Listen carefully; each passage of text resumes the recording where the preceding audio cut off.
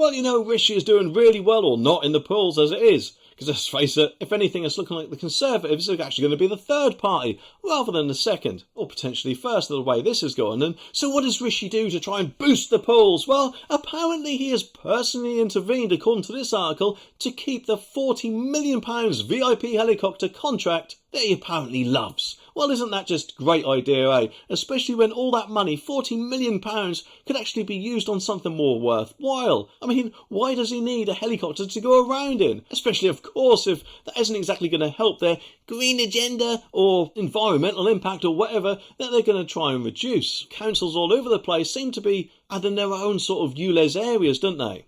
But anyway, the article says that after the Ministry of Defence announced it planned to stop renting 2 Lux helicopters to allocate funds to key areas, Mr Sunak reportedly fought to keep them. And obviously, the PM has repeatedly been criticised for his taste for helicopter rides for exceptionally short distances, including one from London to Southampton, which, to be honest, is just ridiculous, isn't it? I mean, has he never heard of these things we all drive about? What do they call them? Cars! I mean, obviously I could be wrong, but apparently his wife is a billionaire or something, so I'm guessing they're probably about as modern to him as a penny farthing to us or something like that. But last month anyway, Defence Secretary Grant Shapps ruled to keep the 2 helicopters, reportedly at the request of Mr Sunak. And of course, it seems like the Prime Minister, or unelected Prime Minister as I like to call him, will continue to take a short joyrides in the £40 million helicopters as he continues to be train shy, or common sense shy as I personally think. But in a statement, the Ministry of Defence said that all ministerial and senior defence official travel is undertaken using efficient and cost-effective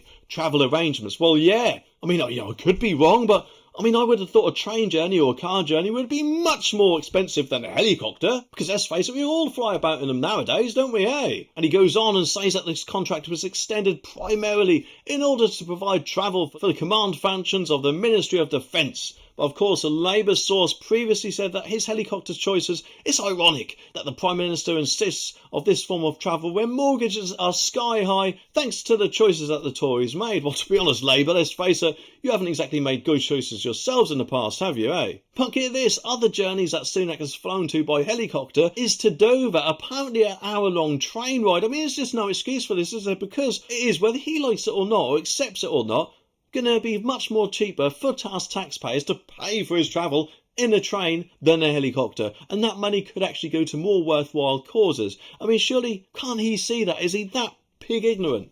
And let's face it, at the end of the day, it just makes him a huge giant hypocrite, doesn't it? Whilst of course he probably expects us to be all little good boys and girls and buy brand new EVs for our next cars before the 2035 deadline, while at the same time he goes about in his helicopters. Well, Rishi, read between the lines, eh?